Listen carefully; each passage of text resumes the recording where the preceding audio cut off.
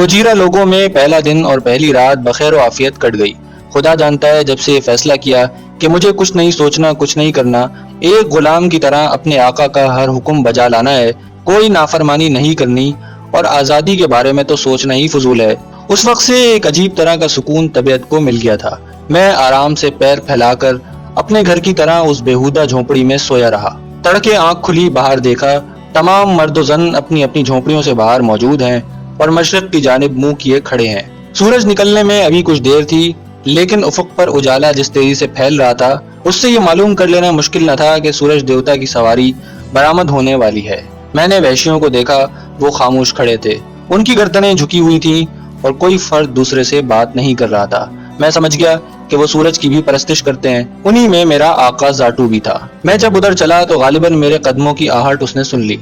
उसने गर्दन घुमाकर मुझे देखा, दौड़ता हुआ उस जारहाना अंदाज में मेरे पास आया जैसे मेरी ठुकाई कर देगा, मगर सिर्फ इतना हुआ कि मेरा बाजू पकड़कर घसीटता हुआ ले गया और इशारे से बताया कि जिस तरह दूसरे लोग मशरिक की तरफ रुख करके गर्दन झुकाए खड़े हैं वैसे मैं भी खड़ा हो जाऊं। मैंने चू चरा किए बगैर हुक्म की तामील की। जाटू ने खुश होकर दांत निकाल दिए। कुछ अजब नहीं दिल में कह रहा हो, ऐसा फर्मा बरदार गुलाम देखा न सुना। अब मजेदार बात ये कि कहाँ वो अदब व अदाब थे सूरज देवता की आमद के इंतजार में, और कहाँ ये शोरीदा सरी व हंगामा खेजी कि जो ही महरे मुनव्वर ने रुए ज़ेबा दिखाया, क्या मर्द क्या औरत जोर जोर से उछलने और कूदने लगे, हाथ पांव हिला हिला कर गुल मचाने लगे। इतना शोर मचाया कि खुदा की पनाह जिस्मों में जैसे बिजलियां सी भर गई हों। हाउ हू का वो तमाशा के अललमान मुझे भी उस उछल कूद में अपने मोअज़्ज़िज़ आका की देखा देखी शरीक होना पड़ा। ना होता तो वो मेरी गर्दन नापता। आधा पौना घंटे तक ये उछल कूद और बेमायने कलाबाजियां और फेफड़ों की वर्जिश जारी रही। मालूम हुआ कि ये इबादत तुलुए आफ्ताब के वक्त होती है। कबीले का हर फर्द बशर बीमारों के सिवा उसमें लाजमन शरीक होता है। पहले पहल तो मुझे इस रस्म से बड़ी चिढ़ हुई, लेकिन बाद में तजर्बे से पता चला कि ये चीज़ बहुत अच्छी है। कम अज कम इस बहाने कुछ अच्छी खासी वर्जिश हो जाती है और तमाम दिन आदमी चाको चौबंद रहता है। यही वजह थी कि इन लोगों के जिस्म खूब बने हुए थे, जैसे तरशे हुए हों। उस हाउ हू ने मेरे तो वाकई अंजर पंजर ढीले कर दिए। बदन का एक एक जोड़ फरियाद करने लगा। फिर सब लोग अपनी अपनी झोंपड़ियों में चले गए। थोड़ी देर बाद हर झोंपड़ी की छत और जा बजा इसी मकसद के लिए बनाए गए सुराखों से धुएं के मरगोले उठना शुरू हो गए। मालूम हुआ कि हर घर में नाश्ता तैयार हो रहा है। लाली ने झटपट गधे के गोश्त के चंद लोथड़े निकाले और आग जलाकर उन लोथड़ों को भूनने लगी। जाटू बड़ी बेसब्री से नाश्ते का मुंतजिर था। कोई 15 मिनट बाद हम दोनों ने ये कच्चा पक्का गोश्त पेट में उतारा। मेरा आका लंबे लंबे हाथ मार रहा था और मेरी रफ्तार बहुत कम थी। खुदा जाने मैंने क्यों कर उन उल्टियों को रोका जो जलील गोश्त खाने के बाद मुझे हो रही थी। मेरे आका ने हस्बे मामूल मुझे अपने साथ ही बिठाकर नाश्ता कराया। फिर एक कड़वा सा सिगार भी मुझे पीने के लिए अता हुआ। लाली बार बार मुझ पर मोहब्बत आमेज नजरें डालती और खिलखिलाकर हंसती। मैं भी बेचारगी के अंदाज में कभी मुस्कुराता, कभी खसियानी हंसी हंस देता। उसके सिवा और करता भी क्या। इस धंधे से फारिग होकर जाटू ने लाली से कुछ कहा। वो दौड़ी दौड़ी गई और लकड़ी की एक भद्दी सी मेज उठाकर लाई। उसने ये मेज मेरे और जाटू के दरमियान रख दी। फिर सफेद रंग का एक पत्थर उसे थमा दिया। जाटू ने अपनी चौड़ी चुकली हथेली से मेज की सतह साफ की। फिर उस सफेद पत्थर से चंद शक्लें मेज पर बनाई। इन शक्लों को देखकर मैं बड़ी मुश्किल से हंसी जब्त करने में कामयाब हुआ। दरअसल वो इस अंदाज में मुझसे गुफ्तगू करने का ख्वाहिशमंद था और ये तस्वीरी जबान थी जो हम दोनों को एक दूसरे के साथ तफसीली तारुफ करवा सकती थी। जो तस्वीरें जाटू ने बनाई थी वो ऐसी थीं जैसे बच्चे चौक से अपनी सलेटों पर बनाया करते हैं। ये एक गांव की तस्वीरें थी जिसमें झोपड़ियां बनी हुई थी। बहुत से मर्द, औरतें और बच्चे इस तस्वीर में दिखाए गए थे। गांव के ऊपर सूरज भी बनाया गया था, जिससे मुझे अंदाजा हुआ कि ये गांव मशरक की जानिब होगा। फिर जाटू ने सफेद पत्थर से एक पगडंडी सी बनाई। उस पगडंडी की एक जानिब उसने दूसरा गांव बनाया। यहाँ भी सूरज की तस्वीर बनाई गई।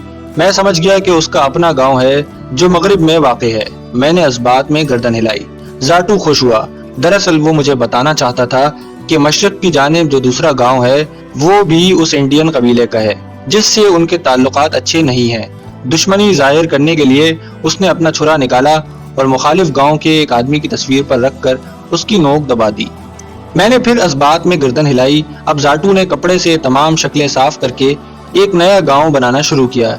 ये सूरज के हिसाब से शुमाल में था। यहाँ जो लोग रहते थे वो भी गोजीरा कबीले के दुश्मन थे। मैंने उसे बताया कि मैं सब कुछ समझ गया हूँ।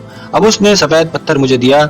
میں نے اس کی بنائی ہوئی بے ڈھنگی شکلیں صاف کر کے بوڑھے جادوگر اور اس کے پرسرار گولے کی تصویر بنائی۔ زارٹو یہ تصویر دیکھ کر حیران ہوا۔ میں نے اسے اشارے سے بتایا کہ اگر وہ میرے بارے میں جاننا چاہتا ہے تو جادوگر کے پاس جائے اور اس گولے میں میرے حالات دیکھ لے۔ پھر میں نے لالی کی طرف بھی اشارہ کیا۔ لالی نے اپنی زبان میں ایک لمبی تقریر کی۔ غالباً وہ اسے میرے بارے میں ان تمام حالات سے آگاہ کر رہی تھی جو اس نے جادوگر کے گولے میں دیکھے تھے۔ زارٹو کی آنکھیں پھٹی ہوئی تھیں اور وہ مجھے گھور رہا تھا۔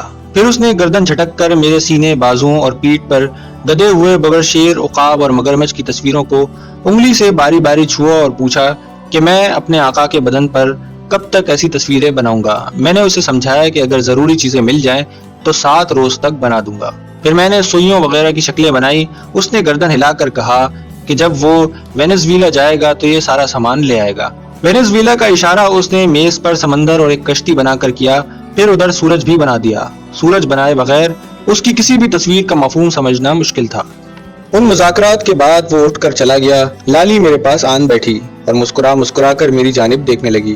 وہ مجھ سے بہت کچھ کہنا چاہتی تھی لیکن بیچاری کچھ کہہ نہیں سکتی تھی۔ البتہ اس کی آنکھیں برابر باتیں کر رہی تھیں، ایسی باتیں جن کا مفہوم کوئی بھی جوان آدمی بخوبی سمجھ سکتا ہے۔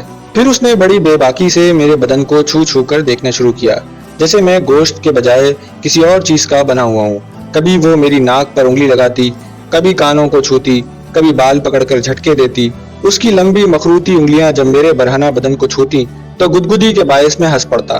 میرے ہنسنے سے وہ اور خوش ہو جاتی، پھر جان بوجھ کر میری بغلوں، گردن اور پیٹھ پر انگلیاں لگاتی۔ اظہار محبت کا یہ طریقہ شاید دنیا میں کہیں بھی رائج نہ ہوگا۔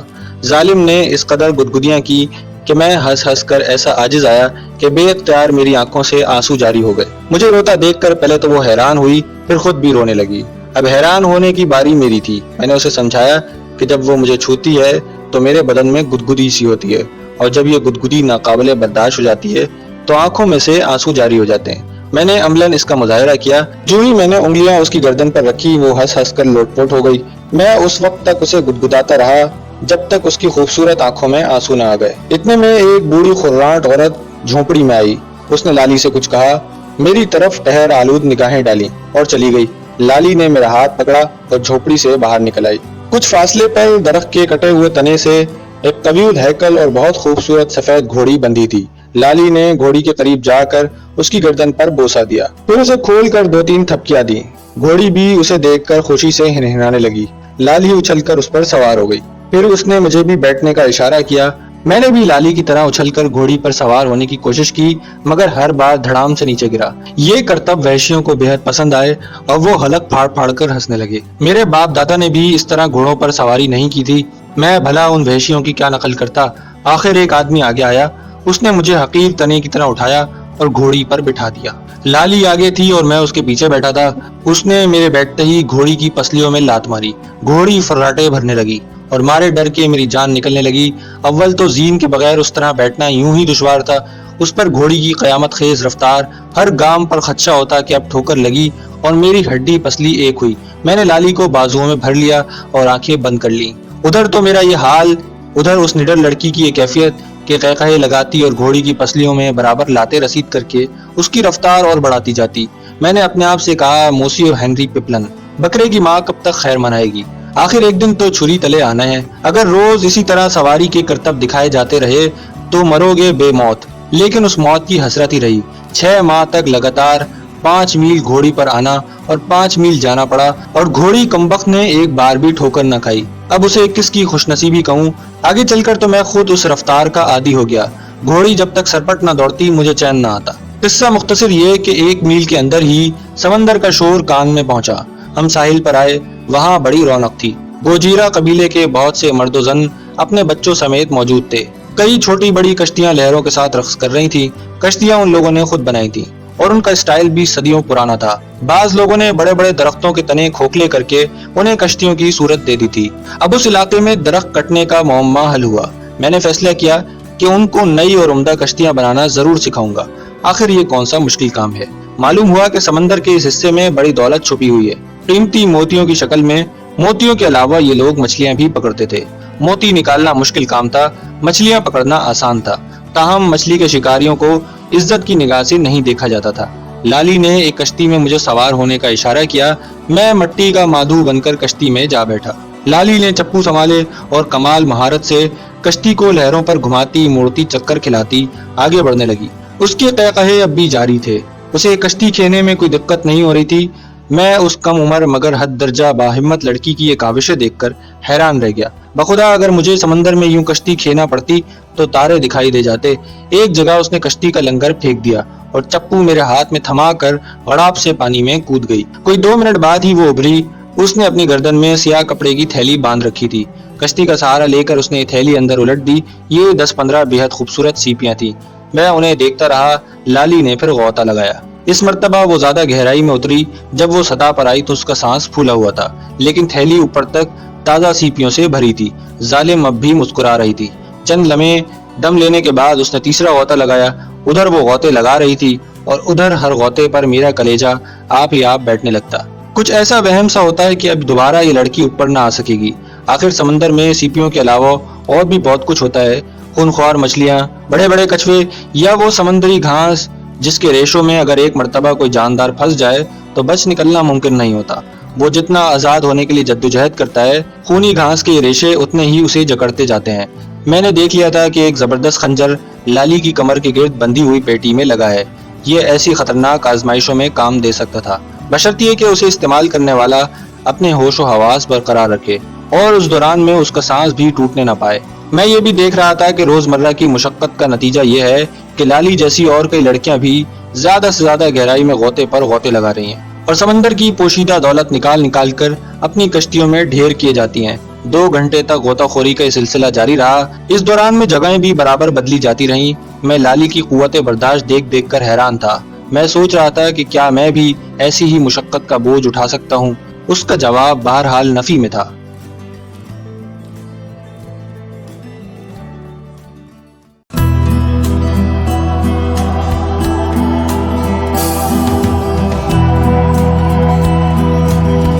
सूरज ऐन सर पर आ गया। मोतियों की तलाश का काम खत्म हुआ। सब कश्तियां साहिल की तरफ लौटी। जिसने भी सीपियां निकाली थी गिन गिन कर ढेरियों की शक्ल में जमा कर ली। अब एक और रस्म का पता चला। नौजवान लड़कियां या मर्दों को सीपियां खोलकर मोती बरामद करने की इजाजत नहीं थी।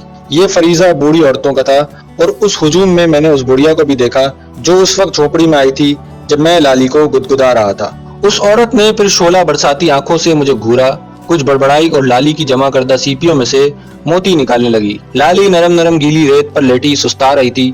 फिर वो उठी, मेरा हाथ पकड़ा और घोड़ी की तरफ चली जिसे रेत में लकड़ी की एक मीख गाड़कर रस्सी से बांध दिया गया था। मैं एक बार फिर 5 मील वापसी के सफर से लरस गया। लाली मेरी ये कैफियत ताड़ गई। उसने इशारे से समझाया, फिक्र मत करो, इस मर्तबा मैं जरा आहिस्ता चलूंगी। वादा तो उसने बेशक पूरा किया, लेकिन मुझे तो यही महसूस होता रहा कि घोड़ी अंधाधुंध भाग रही है। मेरा पूरा जिस्म दुख रहा था जैसे किसी ने मेरी खूब धुनाई की हो। मैंने लाली से पूछा कि इन सीपियों में से जो मोती निकलेंगे क्या वो तुम्हें मिलेंगे? बड़ी मुश्किल से वो मेरी बात समझने में कामयाब हुई। इशारों की जबान वाकई बहुत दुश्वार थी। हंसकर उसने जवाब दिया, गोजीरा कबीले का कोई फर्द भी चोर नहीं। समंदर से हासिल की हुई सीपियों में से जितने भी मोती निकलेंगे वो बराबर के 3 हिस्सों में तकसीम कर दिए जाएंगे। एक हिस्सा उस बुढ़िया को मिलेगा जो उनमें से मोती निकालेगी, दूसरा हिस्सा लाली को और तीसरा जाटू के सफेद फार्म गुलाम को दिया जाएगा। अगर वो चाहे तो वो अपना हिस्सा आका की खिदमत में पेश कर सकता है।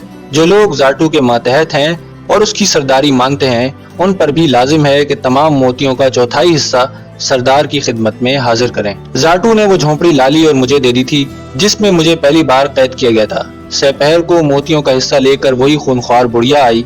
5 मोती मेरे हिस्से में आए थे। सब छोटे छोटे थे। मैंने अपने आका की खिदमत में पेश कर दिए।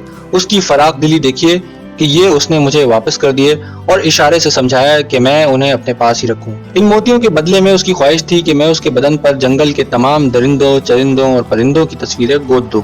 उसने ये भी बताया कि अगले रोज सूरज निकलने के फौरन बाद वो रवाना हो जाएगा। उसे शहर तक पहुंचने में 3 मरतबा सूरज निकले और डूबेगा, फिर वो वापस आएगा। उसके साथ वो तमाम सामान होगा जो बदन पर तस्वीर गूंदने के काम आता है। मैंने लाली से उस बुढ़िया के बारे में पूछा कि ये कौन है और क्यों मुझे ऐसी नजरों से देखती है। लाली पहले तो परेशान दिखाई दी, फिर उसने मुझे जमीन पर चंद भद्दी शक्लें खींचकर समझाया कि उस औरत का एक बेटा है जो हमारे दुश्मनों से जा मिला है। اس کا خیال ہے کہ اس پر دوسرے قبیلوں کے جادوگروں نے جادو کر دیا ہے۔ اس کی شکل اے سفید فام غلام تجھ سے بہت ملتی جلتی ہے، وہ اسی وجہ سے تجھے گھور گھور کر دیکھتی ہے۔ لیجئے دوسرے قبیلے میں بھی جادوگر موجود ہیں۔ دراصل ان جنگلی قبائل میں اصل حکمرانی انہی جادوگروں کی ہوتی ہے اور یہ سلسلہ ہزاروں برس سے چلا آ رہا ہے۔ یہ لوگ جھوٹ موٹ کے نہیں، سچ مچ کے جادوگر ہوتے ہیں۔ ہر مرض کا علاج جادو کے ذریعے کیا جاتا ہے۔ کوئی شخص گم ہو جائے تو اس کا پتہ بھی جادو کے ذریعے لگایا جاتا ہے۔ کسی دشمن کو ہلاک کرنا ہو یا اس پر قابو پانا ہو تو اس کا بہترین ذریعہ بھی جادو ہے۔ اس میں کوئی شک نہیں کہ یہ لوگ اپنے فن میں کامل ہیں۔ مجھے اس قبیلے میں آئے 1 ہفتہ ہو گیا ہے۔ دنوں کی تعداد کا اندازہ میں ان لکیروں سے کر رہا ہوں جو میں نے درخت کے ایک تنے پر چاقو کی نوک سے بنائی ہیں۔ ہر شب سونے سے پہلے مجھے ایک لکیر اس تنے پر کھینچنی پڑتی ہے، ورنہ میں بھول جاؤں گا کہ مجھے غلام بنے ہوئے کتنے دن گزرے ہیں۔ اینٹونیو کے ساتھیوں نے سوائے اس پلان کے جو میرے حلق میں اترا ہوا تھا ہر شے مجھ سے چھین لی تھی، حتیٰ کہ میری وہ گھڑی بھی جو جیلوں اور قید خانوں کی بھیانک کوٹریوں میں بھی میرے ساتھ رہی۔ یہ گھڑی اس وقت بھی میری کلائی پر بندھی تھی جب کوڑیوں کے جزیرے پر زوسا کے آدمیوں نے مجھے زیر زمین غار میں پھینک دیا تھا۔ زاٹو ابھی تک نہیں لوٹا ہے۔ اس کی بہنیں لالی اور زوریما کسی قدر فکر مند ہیں۔ وہ بہرحال کتنی بھی بے پرواہ اور سنگدل ہوں، زاٹو قبیلے کا چیف ہونے کے ساتھ ساتھ ان کا سگا بھائی بھی تو ہے۔ اس کے علاوہ زاٹو کی نوجوان بیوی ہے۔ لمبے قد، مضبوط جسم اور چوڑے چکلے کینڈے کی عورت بہت ہی جفاکش ہے۔ سارا دن مختلف کاموں میں لگی رہتی ہے۔ کبھی کلہاڑی سے لکڑیاں پھاڑ رہی ہوتی ہے، کبھی جھونپڑی کی تعمیر میں مصروف ہے، کبھی تیر اندازی اور بندوق چلانے کی مشق کر رہی ہے۔ اس کا کوئی 3 سالہ لڑکا بھی ہے، بالکل اپنے باپ زاٹو کا ہم شکل۔ دلچسپ بات یہ ہے کہ زاٹو کی بیوی حاملہ ہے اور دوسرا بچہ پیدا ہونے کے بہت قریب ہے۔ اس کے باوجود وہ روزمرہ کی مشقت اور معمول کے مطابق اپنے فرائض کی انجام دہی میں ہمہ تن مصروف رہتی ہے۔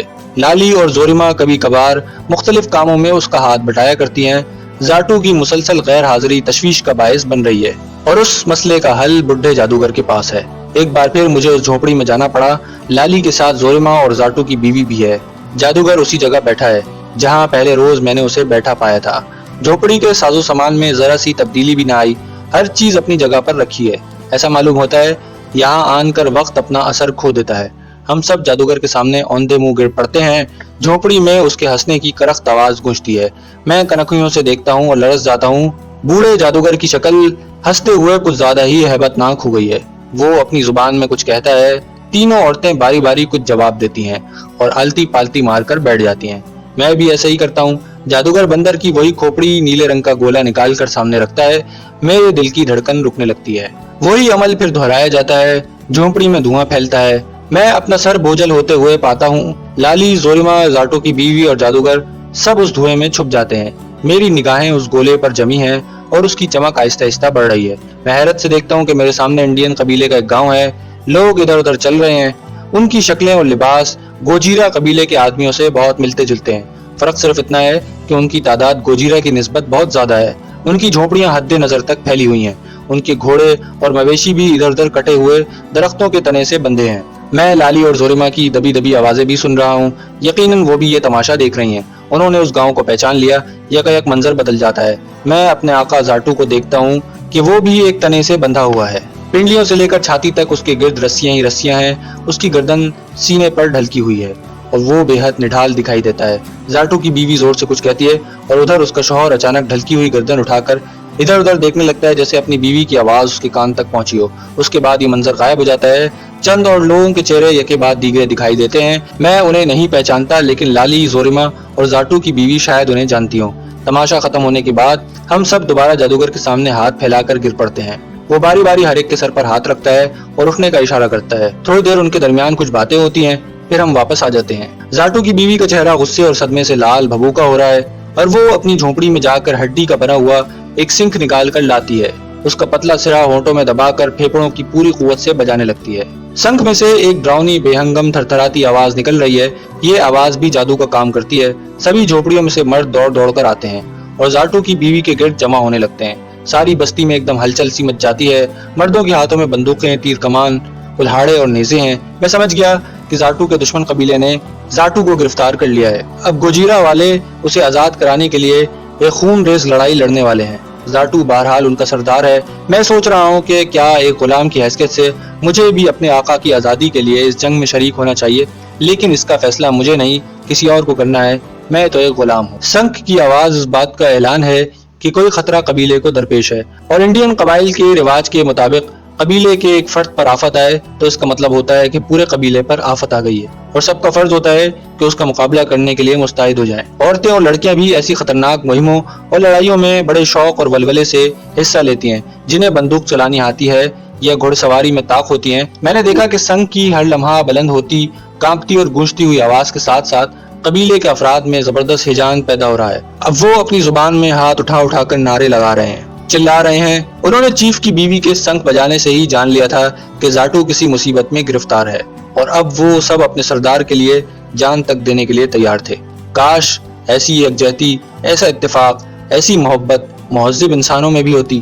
میں نے یہ تمام باتیں سوچی اور ندامت سے گردن جھکا لی۔ اتنے میں میرے قریب کوئی آ کر کھڑا ہوا۔ یہ وہی شخص تھا جس کے بازو میں زورما نے لالی سے لڑتے ہوئے گولی ماری تھی۔ وہ پٹی ابھی تک اس کے بازو پر بندھی ہوئی تھی۔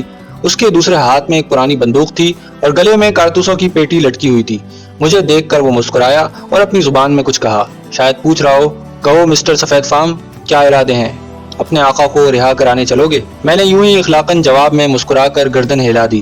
وہ ایک دم خوشی سے اچھل پڑا اور مجھے اس بات کی مسرت ہوئی کہ میں اس کا مفہوم سمجھ گیا تھا۔ اس نے اشارے سے بتایا کہ میرے لیے وہ ایک گھوڑا فراہم کرے گا۔ اتنے میں سنگ بجانا موقوف ہوا اور غل غپاڑا کرنے والے چپ ہو گئے۔ ہر طرف ایک سناٹا تھا اور سب کی نگاہیں زاٹو کی بیوی کے چہرے پر جمی ہوئی تھی۔ وہ لپک کر جھونپڑی میں گئی اور اپنے بچے کو دونوں ہاتھوں میں اٹھا کر باہر لائی۔ پھر اس نے بازو بلند کیے تاکہ بچہ سب کو دکھائی دے سکے۔ بچے پر نظر پڑتے ہی وحشیوں کے جوش و خروش اور نعروں کی انتہا نہ رہی۔ وہ بالکل جنگلی بھیڑیے نظر آ رہے تھے۔ میں نے سوچا ایسی حالت میں اگر ان کو دشمن مل جائے تو یہ اس کی تکہ بوٹی کرنے میں کتنی دیر لگائیں گے۔ یکایک وہی مہذب انڈین نمودار ہوا جس نے مجھ سے پہلے دن ٹوٹی پھوٹی ہسپانوی، انگریزی اور فرانسیسی میں بات کی تھی۔ اس کا چہرہ اترا ہوا تھا۔ اس دن کے بعد اسے آج میں نے دیکھا تھا۔ اندازہ ہوا کہ گزشتہ دنوں وہ خاصا بیمار رہا اور شاید اسی باعث اپنی جھونپڑی سے باہر نہیں نکلا۔ تعلیم یافتہ ہونے کے سبب قبیلے میں اس کے لیے خاص احترام تھا۔ اسے دیکھتے ہی لوگ ادھر ادھر کھسکنے لگے۔ یہ مجھے بعد میں پتہ چلا کہ اسے زاٹو کی بیوی کے بڑا بھائی ہونے کا شرف بھی حاصل ہے۔ اس نے لالی، زورما اور اپنی بہن سے کچھ کسر پسر کی، پھر اس کی آنکھیں ابلنے لگیں۔ اس نے دونوں بازو اٹھائے اور نہایت کرخت لہجے میں تقریر شروع کی۔ اس کے ہر جملے پر سامعین بے اختیار غل مچاتے، اپنے ہتھیار زور زور سے ہلاتے اور گیدڑوں کی طرح ہو ہو کر کے آواز نکالتے۔ پھر اس نے اشارے سے مجھے اپنے پاس بلایا۔ سینکڑوں آنکھیں یکدم مجھ پر حملہ آور ہوئیں۔ ایک مکروہ صورت بڑھیا نے اچھل کر مہذب انڈین سے کچھ کہا، جس کے جواب میں نے بڑھیا کو دھکا دے کر منہ کے بل گرا دیا۔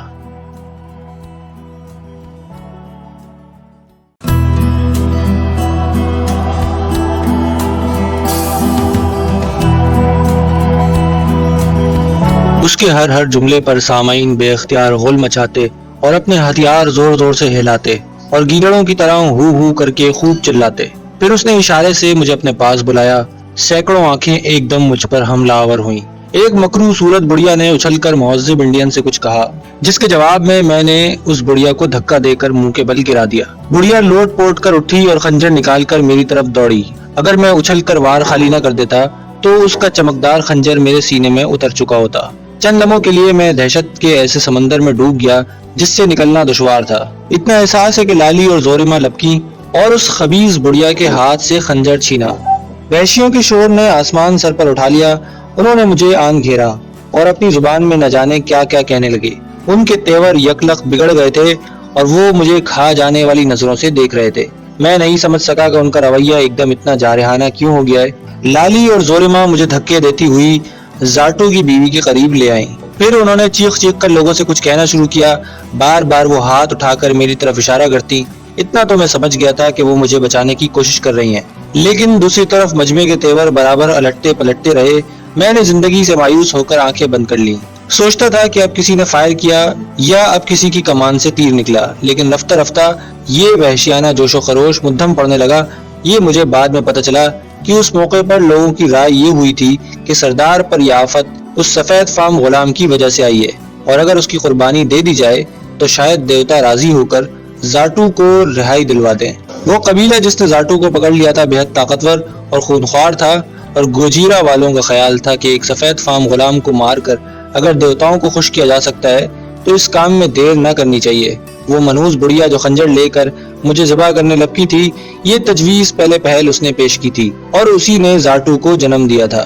یہ باتیں مجھے مہذب انڈین نے اسی وقت سمجھائیں اس کا خیال تھا کہ مجھے اپنے آقا کی خاطر یہ قربانی ہنسی خوشی دے دینی چاہیے۔ اس نے بتایا کہ آج سے 100 برس پہلے ایک سفید فام غلام نے پہلے بھی اپنے سرخ آقا کے لیے جان قربان کی تھی۔ ادھر میری حالت اس بے کس کی سی تھی جو اپنے آپ کو بھوکے بھیڑیوں کے درمیان پا رہا ہو اور بچ نکلنے کا کوئی امکان نہ ہو۔ اس پورے مجمع میں میری حمایتی 2 سگی بہنیں لالی اور زوریما تھیں، اور قدرت کا کیسا مذاق تھا کہ محض میری وجہ سے ان دونوں بہنوں میں بھی سخت رقابت پیدا ہو گئی تھی، ایسی رقابت جو دوسرے کے خون ہی سے مٹائی جا سکتی ہے۔ زندگی میں کتنے ہی مواقع ایسے پیش آئے جب دامن کے چاک اور گریبان کے چاک میں کوئی فاصلہ باقی نہ رہا۔ بارہا موت دائیں بائیں آگے پیچھے سے فراٹے بھر بھر کر نکل گئی تھی۔ سچ تو یہ ہے کہ موت کی ہیبت ہی دل سے نکل گئی تھی، اور یہ جان لیا تھا کہ جب دریا میں اتر ہی گئے ہیں تو موجوں کا شکوہ فضول ہے۔ یہ تو دریا میں اترنے سے پہلے سوچنا چاہیے تھا۔ مجھے وحشیوں کے اس قبیلے میں پہنچانے کے ذمہ دار کچھ اور لوگ تھے۔ میں اپنی خوشی سے یہاں نہیں آیا، اور نہ میں نے کبھی ایسا تصور کیا تھا کہ زندگی کے ایسے نشیب و فراز میری تقدیر کا حصہ بنیں گے۔ اب انسانی شکل و صورت کے ان درندوں کے درمیان گھر جانے کے بعد ایک بار پھر موت کی ہیبت میرے دماغ پر چھا گئی۔ موت ایک نئے روپ میں میرے سامنے آ گئی تھی۔ بڑی مصیبت یہ تھی کہ ان وحشیوں کے رسم و رواج ہی دنیا سے الگ تھے۔ اگر میں ان کی زبان بولنے پر قادر ہوتا تو شاید تب بھی انہیں سمجھا نہیں سکتا تھا کہ میری موت اور زاٹو کی رہائی یا گرفتاری کا آپس میں کوئی رشتہ نہیں۔ یہاں محبت، عداوت، دوستی، دشمنی، ایثار اور قربانی کے اصول ہی اور تھے۔ لالی اور زوریما جان پر کھیل کر میری وکالت نہ کرتی تو میں آج یہ داستان لکھنے کے لیے زندہ نہ رہتا۔ اب اتنے برس بعد جب کہ واقعی قبر میں پاؤں لٹکائے بیٹھا ہوں، وہ دن یاد آتا ہے تو رونگٹے کھڑے ہونے لگتے ہیں۔ میں نے کوشش کی کہ خوف کی ذرہ بھر بھی علامت کا اظہار اپنے چہرے یا آنکھوں سے نہ ہونے دوں۔ ڈرپوک آدمیوں سے تو یہ ویسے بھی نفرت کرتے ہیں اور اسے زندہ رہنے کا حق دینا ہی نہیں چاہتے۔ میں گردن اونچی کیے سینہ تانے کھڑا رہا، اور پھیکی پھیکی مسکراہٹ بھی میرے لبوں پر برابر طاری رہی۔ وہ میرے بارے میں نہایت سنجیدگی سے بحث کر رہے تھے کہ پہلے مجھے قربان کر دیا جائے یا زاٹو کو آزاد کرنے کی مہم پر پہلے روانہ کیا جائے۔ آہستہ آہستہ ان کے کئی گروہ بن گئے۔ پہلا گروہ مجھے فوراً ذبح کر دینے کے حق میں تھا۔ اس گروہ میں زاٹو کی ماں، بیوی اور اس کے تمام رشتہ دار شامل تھے۔ دوسرا گروہ مجھے اس مہم پر ساتھ لے جانے کا مطالبہ کر رہا تھا۔ اس گروہ کی سرداری لالی کے ہاتھ پہ تھی۔ وہ لوگوں کو سمجھا رہی تھی کہ سفید فام بہت بہادر آدمی ہے، بندوق چلانا جانتا ہے، گھڑ سواری کا بھی ماہر ہے، کیوں نہ یہی شخص اپنے آقا کو آزاد کرائے۔ اگر اس کوشش میں مارا بھی جائے تو یہ قربانی دیوتا قبول کر لیں گے۔ تیسرا گروہ جس کا نمائندہ مہذب انڈین تھا، اس بات پر مصر تھا کہ اس غلام کو قبیلے میں آئے ہوئے زیادہ وقت نہیں گزرا، اس کے آتے ہی ہم پر مصیبت آن پڑی ہے۔ کیا اس کے معنی یہ ہیں کہ دیوتا ہم سے ناراض ہیں؟ ابھی اس نے اپنے آقا زاٹو سے وفاداری کا کوئی ایسا ثبوت نہیں دیا جس پر سب کا اطمینان ہو۔ زاٹو سے اس نے کہا تھا کہ اس کے بدن پر جنگل کے بادشاہ کی تصویر بنائے گا۔ کیا اس غلام نے اپنا وعدہ پورا کیا؟ نہیں کیا۔ ایک بار پھر جنگلیوں نے اچھلنا کودنا شروع کر دیا۔ انہیں بھڑکانے کے لیے اتنا ہی کہہ دینا کافی تھا کہ سفید فام نے اپنے آقا کے بدن پر جنگل کے بادشاہ کی تصویر بنانے کا جو وعدہ کیا تھا وہ پورا نہیں کیا۔ اب ان کمبختوں کو کون سمجھاتا کہ زاٹو وہی سامان لینے تو گیا تھا۔ اس موقع پر موت اور نزدیک کھسک آئی۔ مہذب انڈین کے طرفداروں اور زاٹو کی ماں بہن کے حامیوں نے بندوقیں میری طرف تان لی۔ لالی اور زوریما اچھل کر مجھ سے لپٹ گئیں اور انہوں نے بیک وقت بولنا شروع کر دیا۔ جو کچھ ان کے تیوروں سے میں سمجھ سکا وہ یہ تھا کہ سفید فام کو دیوتاؤں کے آگے بھیٹ کر دینے کا فیصلہ بالکل صحیح ہے، مگر ابھی اس فیصلے پر عمل کرنے کا وقت نہیں آیا۔ فرض کرو زاٹو آزاد ہو کر آ گیا یا ہم نے وہاں جا کر اسے چھڑا لیا تو وہ تم سے پوچھے گا کہ اس کا غلام کہاں ہے۔ پھر تم کیا جواب دو گے؟ کیا تم اپنے سردار کو ناراض کرو گے؟ تم نہیں جانتے کہ سردار کی ناراضگی دیوتاؤں کی ناراضگی ہے۔ تم لوگ اپنے سردار کو آزاد کرانے کے لیے دشمن قبیلے میں جاؤ اور اس غلام کو یہیں قید کر دو۔ آدمی اس کی نگرانی کریں گے۔ ان آدمیوں کو اجازت دو کہ اگر یہ بھاگنے کی کوشش کرے تو اسے ہلاک کر دیں۔ اگر تم لوگ زاٹو کو آزاد کرا کر لے آئے تو غلام کے بارے میں وہی فیصلہ کرے گا کہ اس کی بھیٹ دیوتاؤں کو دی جائے یا نہ دی جائے۔ زاٹو کو نہ پانے کی صورت میں تمہیں اس غلام پر پورا اختیار ہوگا۔ مجھے انہوں نے زاٹو کی جھوپڑی کے عین سامنے کوئی 50 فٹ کے فاصلے پر درخت کے ایک تنے سے باندھ دیا۔ میری نگرانی پر 2 مسلح وحشی مقرر کیے۔ ان کے پاس چھرے بھی ہیں، بندوقیں بھی، اور انداز بڑے جارحانہ ہیں۔ وہ مجھ سے کچھ دور ٹہل رہے ہیں اور آپس میں نہ جانے کیا باتیں کر رہے ہیں۔ رات کا پچھلا پہر ہے۔ بستی کے سبھی صحت مند اور لڑاکا مرد اپنے سردار زاٹو کو رہا کرانے کے لیے دشمن قبیلے سے جنگ کرنے چلے گئے ہیں۔ 10-15 نوجوان عورتیں بھی لالی اور زوریما سمیت ان کے ساتھ ہیں۔ جس تنے سے انہوں نے مجھے باندھا ہے اس کی بالکل قریب کسی پرانے درخت کا خاصا وسیع اور ریز تنا ہے، جسے انہوں نے ہر طرف سے کھوکھلا کر کے بڑے بڑے تاکچ بنا دیے ہیں۔ ان تاکچوں میں تارپین کے تیل کی کئی مشلیں دھڑا دھڑ جل رہی ہیں۔ ان مشعلوں کی روشنی ارد گرد کے میدان میں پھیلی ہوئی ہے۔ کسی کسی جھونپڑی میں سے بچوں کے رونے کی آواز آ رہی ہے، یا کوئی بوڑھا انڈین کھانس کھانس کر اعلان کر رہا ہے کہ وہ ابھی تک زندہ ہے۔ انہوں نے میرے ہاتھ پاؤں اس سختی سے باندھے ہیں کہ میں ذرا بھی جنبش کرنے کے قابل نہیں ہوں۔ میری نگرانی کرنے والے دونوں آدمی اب چپ ہیں اور گھاس پر لمبے لمبے لیٹ گئے ہیں۔ تھوڑی دیر بعد ان کے خراٹوں کی آواز سنتا ہوں۔ میرا ذہن اس وقت معوف ہے اور بدن میں سے جان نکلی ہوئی ہے۔ اس تبدیلی پر میں خود بھی حیران ہوں اور سوچ رہا ہوں کہ موت آنے سے پہلے انسان کے قوا اس طرح مزمحل ہو جایا کرتے ہیں، اس میں جان بچانے کا عزم باقی نہیں رہتا۔ تھکن سے میں ازحد نڈھال ہوں، آہستہ آہستہ میری آنکھیں بھی بند ہو رہی ہیں۔ سچ ہے کہ نیند سولی پر بھی آ جاتی ہے، نہیں کہہ سکتے میری حیات کے اب کتنے گھنٹے باقی رہ گئے ہیں۔ اگر زاٹو کو اس کے ساتھی زندہ واپس لانے میں کامیاب نہ ہو سکے، ذہن پھر ماضی کے اوراق الٹ رہا تھا۔ ماترو اور جان کلاس کے چہرے سامنے آتے، میری بند آنکھوں سے آنسوؤں کی جھڑی لگ جاتی۔ پھر ڈیگا کی یاد آتی، یہ سب لوگ خدا جانے کہاں ہوں گے اور ان پر کیا بیت رہی ہوگی۔ ممکن ہے ڈیگا اب تک چل بسا ہو، ماترو اور جان کلاس کوراکاؤ کے جیل میں بند ہوں، یا وہ بھی میری طرح کسی اینٹونیو کے ہتھے چڑھ کر بک چکے ہوں گے، کون جانے۔ دفعتاً گھوڑوں کے ٹاپوں کی آواز سن کر میں چونک جاتا ہوں۔ یہ آواز ہر لمحہ قریب آ رہی ہے، معلوم ہوتا ہے کوئی لشکر ادھر سے گزر رہا ہے۔ بے شمار گھوڑے ہیں، پھر وحشیوں کے غل غپاڑے اور ہو ہو کا شور سنائی دیتا ہے۔ میرا لہو خشک ہونے لگا ہے، شاید وہ لوگ زاٹو کو لے کر واپس آئے ہوں۔ میری نگرانی کرنے والے دونوں آدمی نیند سے چونک کر اٹھ کھڑے ہوئے ہیں اور پریشان نظروں سے ادھر ادھر دیکھ رہے ہیں جدھر سے آوازیں آ رہی ہیں۔ دوڑتے ہوئے گھوڑوں کے قدموں سے زمین تھرا رہی ہے، آوازیں بستی کے چاروں طرف سے آ رہی ہیں۔ جھونپڑیوں میں سے بچے کچے مرد و زن گھبرا گھبرا کر باہر نکلتے ہیں، پھر ایک قیامت برپا ہو جاتی ہے۔ آنے والے بھی انڈین ہی ہیں، ان کے ہاتھوں میں جلتی ہوئی مشالیں ہیں، وہ گھوڑوں پر سوار ہیں اور ان کی تعداد میرے اندازے کے مطابق کوئی 200-300 کے قریب ہوگی۔ وہ ایک بہت بڑے دائرے کی صورت میں بستی کے گرد گھوڑے دوڑا رہے ہیں اور بری طرح چیختے ہیں۔ پھر انہوں نے مشالیں پھینک پھینک کر جھونپڑیوں کو آگ لگانی شروع کر دی، فائرنگ شروع کر دی۔ گولیاں میرے سر پر سے اور دائیں بائیں سے سنسناتی ہوئی گزر رہی تھی۔ 2-3 گولیاں اس تنے پر بھی لگیں جس سے میں بندھا ہوا تھا۔ میں آزاد ہونے کے لیے سر توڑ کوشش کر رہا تھا، مگر بے سود، رسیاں میرے گوشت میں گڑی ہوئی تھی۔ یکایک ایک مشال میرے قریب آن کر گرتی ہے اور وہ رسی آگ پکڑ لیتی ہے جس سے میں بندھا ہوا ہوں۔ رسی تو جل گئی، مگر میں بری طرح جھلس گیا ہوں۔ حملہ آوروں نے چن چن کر سب عورتوں اور مردوں کو مار دیا ہے۔ جھونپڑیوں میں آگ لگی ہوئی ہے، آگ آسمان سے باتیں کر رہی ہے۔ آخر میں وہ بوڑھے جادوگر کو بھی پکڑ لائے، انہوں نے اس کے کپڑوں میں آگ لگا دی اور قہقہے لگا رہے ہیں۔ بوڑھا دیکھتے دیکھتے جل کر کوئلہ ہو جاتا ہے، اس کا جادو اسے موت کے ہاتھوں سے نہیں بچا سکا۔ میں ایک طرف لاش کی مانند پڑا ہوں، وحشی برابر گھوڑے دوڑا رہے ہیں اور گھوڑوں کے قدموں تلے لاشیں روندی جا رہی ہیں، ان کے ہاؤ ہو برابر جاری ہے۔ پھر وہ گھوڑے روکتے ہیں اور ایک ایک لاش کا جائزہ لیتے ہیں کہ اس میں ابھی زندگی کی رمق باقی تو نہیں۔ ایک وحشی میرے قریب بھی آتا ہے اور میری پسلیوں میں زور سے ٹھوکر مارتا ہے، میرے منہ سے چیخ نکل جاتی ہے۔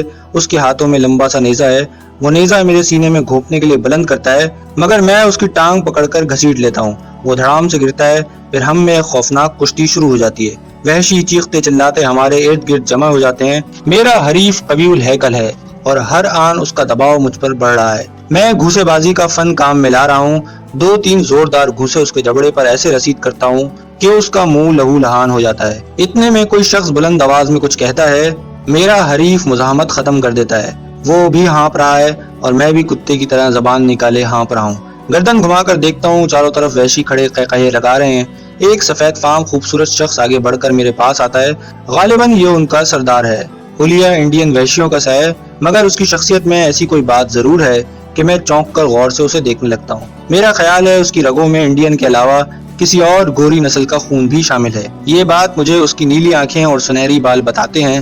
وہ بھی مجھے غور سے دیکھ رہا ہے، پھر وہ مسکرا کر ہسپانوی زبان میں کہتا ہے، کون ہو تم؟ یہاں کیا کر رہے ہو؟ کیا تم اسی قبیلے سے ہو؟ میں اس سے اپنا تعارف کراتا ہوں، وہ خوب ہنستا ہے، پھر ایک گھوڑے پر بٹھا کر اپنے ساتھیوں سمیت اس جلتی ہوئی بستی سے رخصت ہو جاتا ہے۔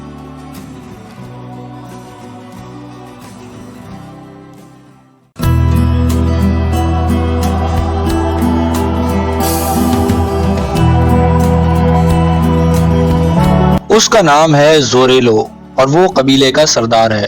اس کی ماں واقعی ہسپانوی تھی جو زوریلو کے باپ کے ہتھے چڑھ گئی تھی۔ زوریلو کا باپ اپنے قبیلے کا سردار تھا اور گوجیرا والوں سے اس کی دشمنی अनगिनत बरसों से चली आ रही थी। उसने मुझे बताया कि अभी पिछले बरस ही गोजेरा के आदमियों ने जोरेलो कबीले की इस बस्ती को तहस नहस कर डाला, जिसका बदला उन्होंने ले लिया। वो दरअसल जाटू की तलाश में आए थे, लेकिन जाटू वहां नहीं था। वो जिस कबीले के पास था उससे जोरेलो की दोस्ती थी। जब मैंने उसे ये सारी बातें बताई तो वो खुश हुआ और कहने लगा वो वहां से कभी जिंदा वापस नहीं आ सकेगा। जोरेलो ने मेरी खातिर तवाज़ो में कोई कसर न छोड़ी। उसने मुझे यकीन दिलाया कि वो मुझे खुद कोलंबिया की आखिरी सरहद पर छोड़ कर आएगा और वहां से सांटा मार्टा के कस्बे तक पहुंच जाना कोई मुश्किल ना होगा। जोरेलो की हुकूमत सिर्फ सांटा मार्टा की हद तक है, उससे आगे जाना इंडियन के लिए मुसीबत का बायस था। मैंने लाली और जोरीमा के बारे में उससे सिफारिश की कि अगर हो सके तो उन लड़कियों की जान जरूर बचाई जाए। अगर ये लड़कियां न चाहती तो मैं अभी तक मर चुका होता। जोरेलो ने कहका लगाकर कहा, अगर मैं पसंद करूं तो वो लाली और जोरीमा दोनों से मेरी शादी करवा सकता है। ये बात ऐसी थी कि मैं अपनी हंसी न रोक सका। एक दोपहर को जोरेलो ने मुझे घोड़े पर बिठाया और कोलंबिया की आखिरी सरहद की तरफ रवाना हुआ। हमारे अक़ब में 100 इंडियन आदमियों की एक फौज थी जो हिफाजत के ख्याल से साथ ले ली गई थी। 2 दिन और 2 रातों का मुसलसल सफर था। तीसरे रोज पो फटने से कुछ पेशतर उन्होंने ऐन घने जंगल में अपने घोड़े रोक लिए। मालूम हुआ सांटा मार्टा यहाँ से 5 घंटे की मुसाफत पर है और यह फासला मुझे पैदल तय करने होगा। कायदे के मुताबिक वो मुझे घोड़ा ले जाने की इजाजत नहीं दे सकता। उसमें कई मुसीबतें हैं मोसियो पिपलन, जोरेलो ने मेरे शाने पर हाथ रखते हुए कहा। यहाँ जिस शख्स के पास घोड़ा हो उसका ये मतलब लिया जाता है कि वो आदमी मालदार है, उसके पास अपना मकान भी यकीनन होगा, 1-2 गुलाम होंगे वगैरह वगैरह। ये खबर ऊंचे आदमियों तक पहुंच जाएगी कि एक अजनबी इस इलाके में घोड़े पर सवार देखा गया है। फिर वो तुम्हें पकड़ लेंगे और उल्टे सीधे सवाल करके तुम्हें बंद कर देंगे। मैं तुम्हें घोड़ा ले जाने का मशवरा नहीं दे सकता। हाँ, ये तुम्हारे लिए पेश करता हूँ। उसने घोड़े की जीन से बंधी हुई एक थैली में हाथ डाला और सोने के 10-12 सिक्के मेरे हवाले कर दिए। तुम्हें इनकी जरूरत पड़ेगी, उसने कहा। इन्हें एहतियात से रखना, किसी को दिखाना मत। अच्छा दोस्त, अलविदा। अगर किसी सबब से तुम्हें मेरे पास आना पड़े तो ये रास्ता याद रखना, जिस रास्ते पर हम आ रहे हैं। सवारी न मिले तो पैदल ही चल देना, कभी ना कभी मेरे पास पहुंच जाओगे। मेरी आंखों में तशक्कुर के आंसू थे। मुझे एक नई जिंदगी मिल गई थी। मैंने जोरेलो और उसके तमाम आदमियों से फर्दन फर्दन हाथ मिलाया।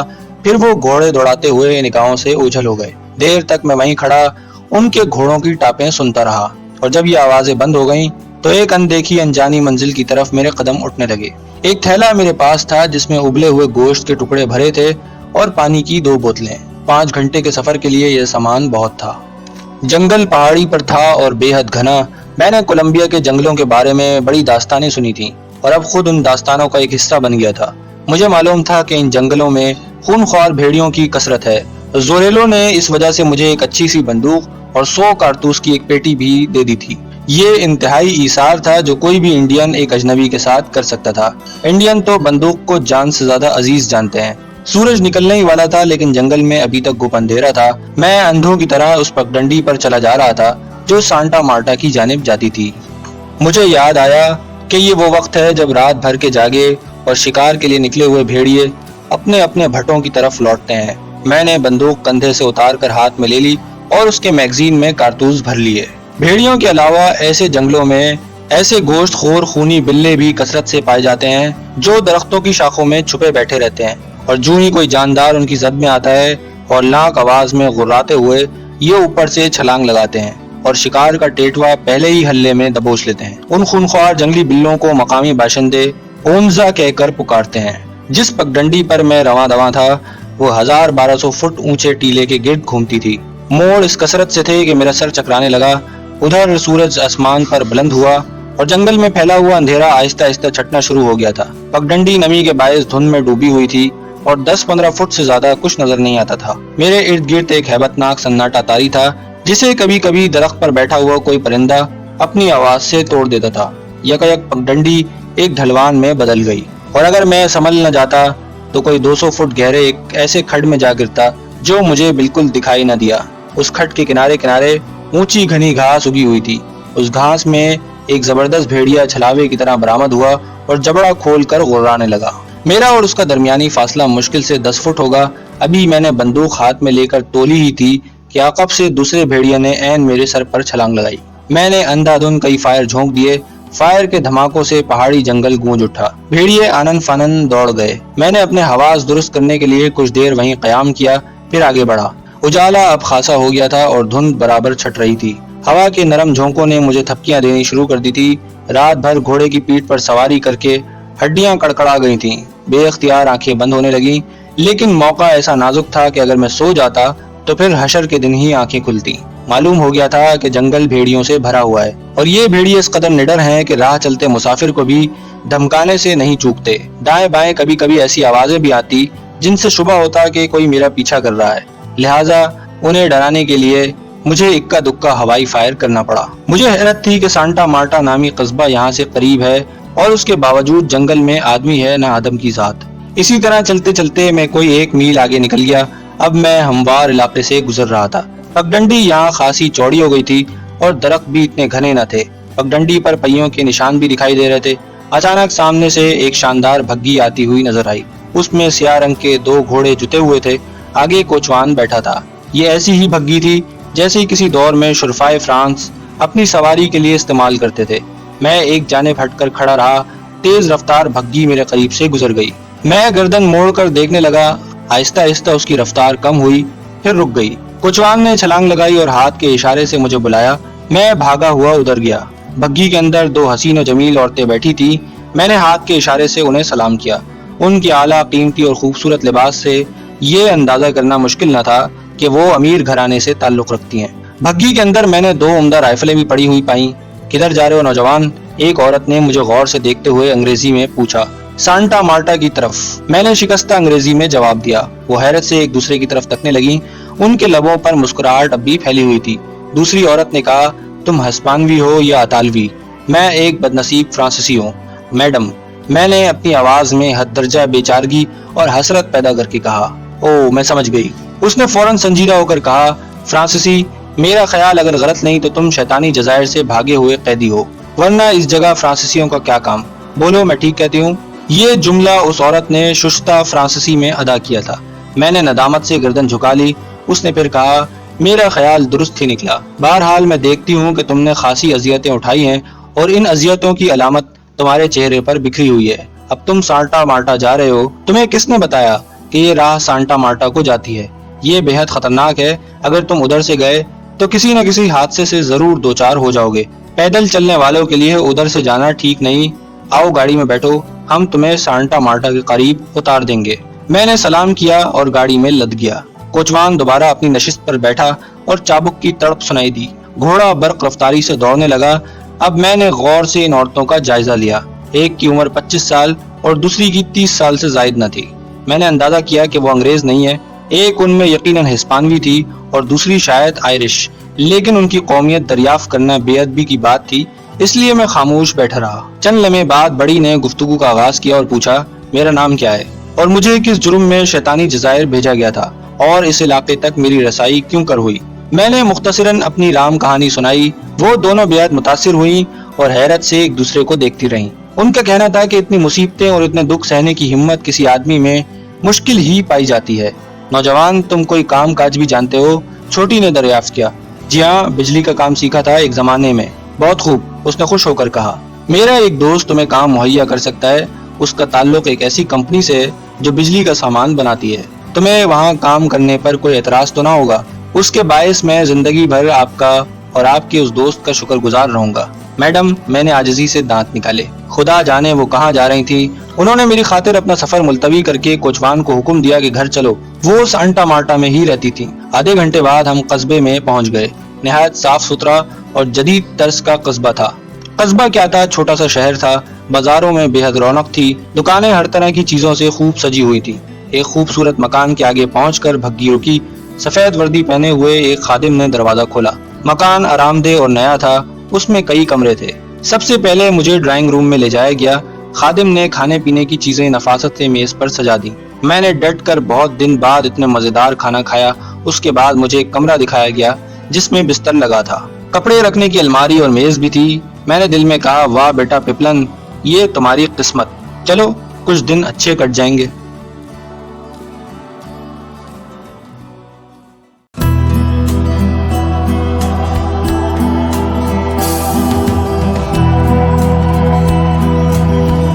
مجھے اس مکان میں پناہ لیے صرف 3 دن ہوئے تھے اور میں اپنی اس کامیابی پر مطمئن ہونے والا تھا کہ ایک دوپہر آئرش عورت میرے کمرے میں آئی اور کہنے لگی، نوجوان، مجھے افسوس ہے کہ تمہیں زیادہ دیر اپنے مکان پر قیام کی اجازت نہیں دے سکتے۔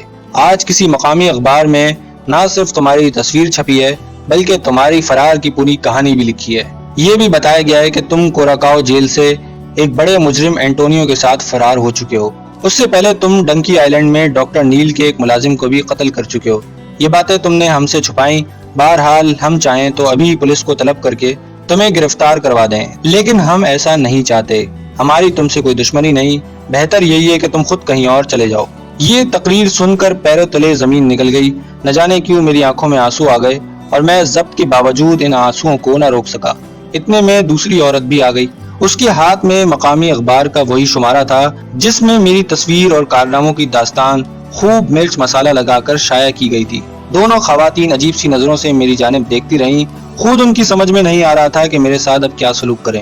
آخر میں نے بھررائی ہوئی آواز میں کہا، معزز خواتین، میں آپ کی مہربانیوں کا شکر گزار ہوں اور یقین کریں کہ زندگی کی آخری سانسوں تک انہیں نہیں بھلا سکوں گا۔ بے شک اس اخبار میں جو کچھ لکھا ہے صحیح ہے، میں اپنے تمام جرائم کا ذمہ دار ہوں اور ان سے انکار نہیں کروں گا، لیکن اتنی التجا آپ سے کرتا ہوں کہ مجھے پولیس کے حوالے نہ کریں۔ میں بہت جلد واپس اپنے ریڈ انڈین دوست زوریلو کے پاس چلا جاؤں گا۔ ایسا معلوم ہوتا ہے کہ مہذب انسانوں کی بستیوں میں میرے لیے کوئی پناہ نہیں ہے۔ جنگلوں میں رہنے والے وحشی ہی مجھے پناہ دے سکتے ہیں۔ میں پھر بتانا چاہتا ہوں کہ میں مجرم نہیں تھا۔ آپ کے اس مہذب معاشرے نے مجھے زبردستی مجرم اور قاتل بنا دیا۔ اب میں ایک ایسا کھلونا ہوں جس کی عزت و آبرو سے کھیلنے کا ہر فرد کو حق حاصل ہو گیا ہے۔ خدا جانے اس وقت جوش اور جذبے کے عالم میں کیا کچھ میری زبان سے نکلا، تاہم اتنا یاد ہے کہ ان نیک دل خواتین نے اس تقریر کا اچھا اثر لیا۔ وہ کچھ دیر تک میرے پاس بیٹھی تسلیاں دیتی رہیں اور کہا کہ انہیں میری مجبوریوں کا احساس ہے اور وہ مجھے مجرم نہیں ایک اچھا انسان سمجھتی ہیں، لیکن ان کا تعلق چونکہ مقامی کانوینٹ سے ہے جہاں وہ بچوں کو تعلیم دینے پر مقرر ہیں، اس لیے ان کی زندگی کے معمولات پر اس کا بہت برا اثر پڑ سکتا ہے۔ اگر ان کے مکان میں سے پولیس کسی مجرم کو گرفتار کرنے میں کامیاب ہو جائے تو یہ ان کے حق میں بہت برا ہوگا۔ ہاں، یہ ممکن ہے کہ وہ کانوینٹ کی نگران اعلیٰ مدر سے میرا ذکر کریں۔ اگر مدر مجھے کانوینٹ کے کسی گوشے میں پناہ دینے پر آمادہ ہو جائے تو پھر پولیس وہاں داخل ہونے کی جرت نہ کر سکے گی۔ امید کی ایک نئی کرن میرے سامنے جگمگانے لگی۔ میں نے ان خواتین کے پاؤں پکڑ لیے اور جس قدر عاجزی کا اظہار کر سکتا تھا کیا کہ وہ مدر سے میرا آج ہی بلکہ ابھی ذکر کریں۔ میں سب کچھ اسے بتا کر پناہ کی درخواست کرنے کو تیار ہوں۔ انہوں نے اسی وقت مجھے ساتھ چلنے کا حکم دیا۔ یہ ایک بہت بڑی عمارت تھی جس کے دونوں اطراف خوشنما باغ لگائے گئے تھے۔ ان خواتین نے مجھے ہدایت کی کہ مدر جو کچھ پوچھے اس کا جواب صحیح دینا، اسی میں تمہاری سلامتی ہے۔ ممکن ہے وہ تمہیں ملازم یا مزدور کی حیثیت سے رکھنے کو تیار ہو جائیں، پھر تمہیں پولیس کا کوئی خطرہ نہیں رہے گا۔ عمارت کے صدر دروازے پر دربان کھڑا تھا۔ اس نے ٹوپی اتار کر میری ہمراہی خواتین کو ادب سے سلام کیا، پھر سوالیہ نظروں سے میری جانب گھورنے لگا۔ میں نے نگاہیں چرا لی اور اسے اتنا موقع نہ دیا کہ میری شکل صورت اچھی طرح ذہن نشین کرتا۔ اگلے ہی لمحے میں عاجز اور مسکین بنا، گردن جھکائے ایک وفادار کتے کی مانند ان خواتین کے پیچھے اس پگڈنڈی پر چلا جو مدر کے آفس کی طرف جاتی تھی۔ جو میں آگے بڑھ رہا تھا، دھڑکنیں تیز ہو رہی تھی۔ نہ جانے یہ مدر کس قسم کی ہوگی، مجھ سے کیا پوچھے گی اور کیا سمجھے، پناہ دے یا نہ دے۔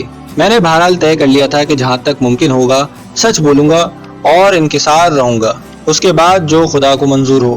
معلوم ہوا کہ کانوینٹ کی مدر اس وقت موجود نہیں، شام کو تشریف لائیں گی تو ملاقات ہوگی۔ میری ہمراہی خواتین کے رسوخ سے اتنا ہوا کہ تیسری منزل کے ایک کمرے میں مجھے آرام کرنے کا موقع مل گیا۔ اس کمرے میں آرام دہ بستر بھی تھا اور ہاتھ منہ دھونے کا انتظام بھی۔ میں سب کچھ ذہن سے کھرچ کر بستر پر جا لیٹا اور آنکھیں بند کر لی۔ دیر تک سویا رہا۔ خواب میں لالی اور زوریما کو دیکھا کہ وہ رو رہی ہیں۔ آنکھ کھل گئی، شام سر پر آ گئی تھی۔ گوجیرا قبائل میں گزرے ہوئے دن شدت سے یاد آنے لگے۔ پھر زوریلو کی مہمان نوازی نے ستایا۔ رخصت ہوتے ہوئے اس نے کس محبت سے مجھے سونے کے سکے دیے تھے اور کہا تھا کہ اگر جی چاہے تو میں واپس آ جاؤں اور اس کے ساتھ رہوں۔ لا محالہ مجھے وہیں جانا ہوگا اگر یہاں پناہ نہ ملی۔ کانوینٹ کے ایک ملازم نے کمرے میں آن کر پوچھا کہ کسی چیز کی ضرورت تو نہیں۔ میں نے اسے بتایا کہ شیو کرنا اور نہانا چاہتا ہوں اور کھانے کو کچھ مل سکے تو قیمت ادا کرنے کی اہلیت بھی رکھتا ہوں۔ تھوڑی دیر میں اس بھلے مانس نے سب چیزیں لا دی اور مسکراتا ہوا چلا گیا۔ میں نے پہلے ناشتہ کیا، پھر شیو بنائی، اس کے بعد ملحقہ غسل خانے میں جا کر خوب نہایا۔ کیا خبر یہ تیری زندگی کا آخری غسل ہو۔ نہا کر کپڑے پہن رہا تھا کہ دروازے پر کسی نے دستک دی۔ یہ آئرش خاتون تھی۔ اس نے بتایا کہ مدر آ گئی ہیں اور مجھے اپنے آفس میں طلب کر رہی ہیں۔ ایک بار پھر مجھے سمجھایا گیا کہ خبردار جھوٹ نہ بولوں۔ مدر کا آفس سیدھا سادہ تھا۔ ایک لمبی چوڑی میز کے پیچھے 50 برس کی ایک باوقار عورت سفید لباس پہنے بیٹھی تھی۔ اس کے بال آدھے سفید آدھے سیاہ تھے، آنکھیں گہری سیاہ جن پر سنہری فریم کا قیمتی چشمہ چڑھا تھا، تھوڑی سخت اور ہونٹ پتلے جو اس کی طبیعت کے استقلال اور سخت مزاجی کا پتہ دیتے تھے۔ میری خواتین ادب اور احترام سے کھڑی تھی۔ مدر نے چشمہ اتار کر اوپر سے نیچے تک میرا جائزہ لیا، جیسے نظروں ہی نظروں میں مجھے تول رہی ہوں۔ مجھے اس سے آنکھیں ملانے کی جرت نہ ہوئی، شاید ایسی حرکت بے ادبی اور گستاخی میں شمار ہوتی۔ نوجوان، تم اسپینش زبان جانتے ہو؟ مدر نے اچانک سوال کیا۔ اس کی آواز میں بھی دبدبا اور وقار تھا۔ بہت معمولی جانتا ہوں، میں نے دھیمے لہجے میں معتب بن کر کہا۔ بہت خوب، یہ خواتین ترجمانی کے فرائض سر انجام دیں گی۔ مجھے بتایا گیا ہے کہ تم فرانسیسی ہو۔ جی ہاں۔ کیا تم کوراکاؤ کی جیل سے فرار ہوئے تھے؟ بالکل سچ ہے مدر، میں ہی وہ بد نصیب ہوں، میں نے بھررائی ہوئی آواز میں کہا۔ یہ کب کا ذکر ہے؟ کوئی 2.5 مہینے پرانی بات ہے، ویسے مجھے ٹھیک سے یاد نہیں کتنا عرصہ ہوا۔ اس درمیانی مدت میں تم کہاں رہے؟ ریڈ انڈین قبیلے گوجیرا میں، اس کے بعد زوریلو قبیلے کا سردار۔ کیا کہا تم ریڈ انڈینز کے ساتھ رہے؟ مدر نے میری بات کاٹ دی۔ یہ ناممکن ہے، بالکل غلط ہے۔ میں جانتی ہوں کہ کوئی بھی شخص وہاں کے وحشی لوگوں کے درمیان اتنا عرصہ نہیں رہ سکتا۔ آج تک ہم نے اپنے کئی آدمی وہاں مذہب کی تبلیغ کے لیے بھیجے، ان میں سے ایک بھی زندہ بچ کر نہیں آیا۔ میں تمہاری یہ بات تسلیم کرنے سے انکار کرتی ہوں۔ سچ سچ بتاؤ، اتنا عرصہ تم کہاں رہے؟ اب بتائیے اس کا بھلا میرے پاس کیا علاج تھا؟ میں بالکل سچ بتا رہا تھا اور وہ میری بات نہیں مان رہی تھی۔ مدر، میں خدا کو حاضر و ناظر جان کر عرض کرتا ہوں کہ کوراکاؤ جیل سے فرار کے بعد میں گوجیرا قبیلے میں رہا۔ ایک بڑے مجرم اینٹونیو کے آدمیوں نے مجھے اس قبیلے کے سردار زارٹو کے ہاتھ غلام بنا کر بیچ ڈالا۔ اس نے مجھے اس لیے خریدا کہ میں سمندر میں غوطہ لگا کر موتی نکالا کروں۔ اس کے بعد میں نے وہ ساری داستان اسے سنائی کہ کس طرح ایک شب دشمن قبیلے زوریلو نے وہاں حملہ کیا، پھر مجھے اپنے ساتھ لے گئے۔ کچھ عرصے میں زوریلو کا مہمان رہا اور وہ خود مجھے سانٹا مارٹا کی سرحد تک رخصت کرنے آیا۔ مدر حیرت سے منہ کھولے یہ ساری باتیں سنتی رہی۔ اس کے چہرے کا ایک رنگ آتا اور ایک جاتا، کبھی اینک آنکھوں پر لگا لیتی، کبھی اتار دیتی۔ جب چپ ہوا تو بولی، اس میں کوئی شک نہیں کہ تم بہترین داستان گو ہو۔ اس خوبی سے تم نے داستان بیان کی ہے کہ ہر شخص یقین کر لے، لیکن میں دریافت کرتی ہوں کہ اپنی اس داستان کی سچائی کا کوئی ثبوت ہے تمہارے پاس؟ جی ہاں، ثبوت بھی اتفاق سے موجود ہے، میں نے جلدی سے کہا اور جیب میں ہاتھ ڈال کر وہ تھیلی نکالی جس میں زوریلو نے سونے کے سکے اور موتیوں کی ایک بڑی تعداد بھر کر میرے سپرد کی تھی۔ میں نے یہ تھیلی مدر کی میز پر رکھ دی اور کہا، اسے کھول کر دیکھ لیجئے، اس میں وہ موتی ہیں جو قبائلی سردار زوریلو نے مجھے عطا کیے تھے۔ کچھ موتی پہلے سے میرے پاس تھے اور یہ وہ حصہ ہے جو گوجیرا قبیلے کے لیے سمندر سے موتی نکالنے کے بعد مجھے ملا تھا۔ سونے کے سکے اس کے علاوہ ہیں۔ مدر نے تھیلی کھول کر میز پر الٹ دی۔ ایک چھناکے سے سکے اور موتی بکھر گئے۔ حیرت سے تینوں خواتین کی آنکھیں پھیل گئیں۔ وہ دیر تک ٹکٹکی باندھے ان موتیوں اور سونے کے سکوں کو دیکھتی رہیں۔ آخر مدر نے کچھ تذبذب آمیز لہجے میں کہا، یہ بھی تو ممکن ہے کہ تم نے موتی اور سکے کہیں سے چرائے ہوں۔ جی نہیں، میں نے کہیں سے چرائے نہیں۔ آپ کہیں تو میں مقدس کتاب پر ہاتھ رکھ کر حلف لے سکتا ہوں۔ اتنا کہتے ہی میری آنکھوں سے آنسو بہہ کر رخسار پر آ گئے۔ میں نے دونوں ہاتھوں سے اپنا چہرہ ڈھانپ لیا اور رونے لگا۔ میں آپ سے کچھ طلب نہیں کروں گا مدر، میں نے ہچکیاں لیتے ہوئے کہا۔ مصیبت اور مشقت کا پہاڑ کھودتے کھودتے میرے بازو شل ہو گئے ہیں اور میں بری طرح تھک چکا ہوں۔ میری درخواست ہے کہ چند روز اپنے پاس رہنے دیں۔ میں کسی کو تنگ نہیں کروں گا اور نہ میرا کوئی مطالبہ ہے۔ جو کام محنت مزدوری کا مجھ سے لینا پسند کریں اس کے لیے ہر وقت حاضر ہوں۔ ضمانت کے طور پر یہ موتی اور سکے آپ کے سپرد کرتا ہوں۔ مجھے آپ پر پورا اعتماد ہے۔ جب میں یہاں سے رخصت ہونے لگوں تو میری امانت واپس فرما دیجیے گا۔ میری تقریر سے زیادہ آنسوؤں نے مدر پر گہرا اثر ڈالا۔ اس نے مجھے کمرے سے باہر جانے کا اشارہ کیا۔ میں باہر نکل آیا۔ شاید وہ آئرش اور اسپینش عورتوں سے میرے بارے میں کچھ پوچھنا چاہتی تھی۔ میں نے ادھر ادھر دیکھا، وہاں سناٹا تھا، آدمی نہ آدم کی ذات۔ ایک لمحے کے لیے خیال آیا کہ اپنے آپ کو ان عورتوں کے رحم و کرم پر چھوڑ دینا عقل سے بعید ہے۔ کیوں نہ اسی وقت یہاں سے نکل چلوں؟ ویسے بھی سورج غروب ہونے والا ہے۔ سیدھا جنگل کی طرف چل دوں گا، رات کسی درخت یا پہاڑی کھو میں کاٹ دوں گا۔ اس کے بعد زوریلو قبیلے تک پہنچ جانا کچھ مشکل نہ ہوگا۔ ممکن ہے جنگل میں اس قبیلے کا کوئی نہ کوئی آدمی مجھے مل جائے، اس کے ساتھ ہی گھوڑے پر سوار ہو لوں۔ اسی سوچ میں گم تھا۔ دل کا فیصلہ کچھ تھا، دماغ کا کچھ، دونوں میں ہم آہنگی نہیں ہو پا رہی تھی۔ اتنے میں دونوں خواتین کمرے سے باہر آئیں اور مجھے اندر لے گئیں۔ مدر نے میری جانب غور سے دیکھتے ہوئے فیصلہ کن انداز میں کہا، موسیو پیپلن، اس میں کوئی شک نہیں کہ آپ مصیبت زدہ ہیں، لیکن اس کے ساتھ یہ بھی طے ہے کہ آپ ایسے اخلاقی جرائم کے مرتکب بھی ہو چکے ہیں جن کی زیادہ سے زیادہ سزا موت ہے۔ ہر چند یہ مشنری ادارہ ہے اور اس کا تعلق مذہب سے ہے۔ اگر ہم آپ جیسے مجرموں کو گورنمنٹ کی لا علمی میں پناہ دے دیں تو خود جرم کا ارتکاب کریں گے۔ اس لیے میرے نزدیک یہ مسئلہ بہت کٹھن ہے۔ آپ 1-2 دن یہاں رہ سکتے ہیں، پھر جہاں آپ کا سینگ سمائے چلے جائیے گا۔ ہم اتنی رعایت کر سکتے ہیں کہ پولیس کو اطلاع نہ دیں۔ آپ یہ تھیلی اپنے پاس رکھ سکتے ہیں۔ میں نے اس کرم کے لیے مدر کا شکریہ ادا کیا اور تیسری منزل کے اسی کمرے میں آ گیا۔ ان حالات میں یہاں زبردستی رہنا کسی طرح بھی ٹھیک نہ تھا۔ کیسی عجیب بات ہے کہ خدا کی اس وسیع و عریض سرزمین میں ایک آدمی کے لیے کوئی جائے پناہ نہ تھی۔ میں نے فیصلہ کر لیا کہ رات کی تاریکی چھاتے ہی یہاں سے نکل چلوں گا۔ ایسا نہ ہو کہ میری وجہ سے ان بیچاری عورتوں پر کوئی آفت نازل ہو۔ رات کا کھانا مجھے کمرے میں مل گیا۔ ابلے ہوئے آلو، گوشت، 2-3 بوٹیاں اور ایک پوری روٹی اور دودھ کا بھرا ہوا گلاس۔ میں نے کھانے سے فارغ ہو کر کھڑکی سے باہر جھانکا۔ یہ اندازہ کرنا ضروری تھا کہ کس رخ سے فرار اختیار کرنا درست ہوگا۔ صدر دروازے کی طرف سے جانا ٹھیک نہ تھا۔ وہاں 24 گھنٹے ایک شخص دربانی کے فرائض سر انجام دیتا ہے۔ باغ کی 4 دیواری کوئی 8 فٹ اونچی تھی۔ بہرحال یہ دیوار کہیں سے بھی بآسانی پھاندی جا سکتی تھی۔ طبیعت میں عجیب طرح کی بے چینی اور اضطراب سا نمودار ہو رہا تھا اور چھٹی حص بار بار کسی خطرے کی نشاندہی کر رہی تھی۔ جی میں آیا ابھی یہاں سے نکل جاؤں، اول و آخر جب جانا ہی ٹھہرا تو دیر کرنے کا کیا فائدہ۔ یہ سوچ کر دروازے کی طرف بڑھا۔ اسے کھولنا چاہا تو پتہ چلا کہ باہر سے بند ہے۔ آنے واحد میں ہزار ہا نو کے وسوسے اور اوہام سر پر سے گزر گئے۔ دماغ پگھلنے لگا اور اعصاب کا تناؤ ایک دم بہت زیادہ ہو گیا۔ گویا ان بھولی بھالی سیدھی سادی خواتین نے جنگل کے شیر کو پنجرے میں بند کر دیا تھا۔ تیش کے مارے میری حالت اتنی ابتر ہو گئی کہ اس وقت کوئی سامنے آ جاتا تو میں اسے قتل کرنے سے بھی دریغ نہ کرتا۔ میں نے زور زور سے 2-3 لاتیں دروازے پر ماری، پھر گھوسے بجائے اور حلق پھاڑ پھاڑ کر اپنے نادیدہ دشمنوں کو گالیاں دیں، مگر بیکار، کوئی نمودار نہ ہوا۔ کسی کو مجھ سے دلچسپی نہ تھی۔ میں نے کھڑکی کھولی۔ اگر یہاں سے چھلانگ لگا دوں تو بیک وقت کئی ہڈیاں چٹکیں گی۔ یہ اندازہ کرنے میں دیر لگی کہ سب سے پہلے کھوپڑی پاش پاش ہوگی، اس کے بعد بدن کی دوسری ہڈیوں کی باری آئے گی۔ میرا کمرہ تیسری منزل پر تھا اور زمین سے اس کی اونچائی 50 فٹ سے کم نہ تھی۔ نڈال ہو کر دوبارہ بستر پر جا گرا۔ اب ہر لمحہ مجھے پولیس کا انتظار تھا۔